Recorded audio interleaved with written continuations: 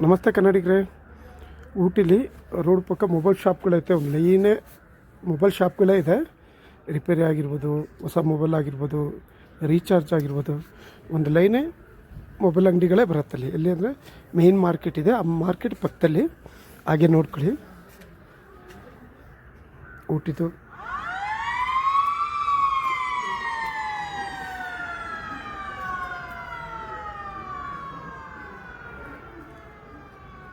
ಇಲ್ಲಿ ಪಕ್ಕದಲ್ಲಿ ಸ್ಕೂಲ್ ಇದೆ. ಸ್ಕೂಲ್ ಬಿಡೋ ಸಮಯ ಆಯಿತು, ಅದಕ್ಕೋಸ್ಕರ ಈ ಸೈರನ್ ಹಾಕ್ತಾರೆ ಬಿಡೋ ಟೈಮಲ್ಲಿ.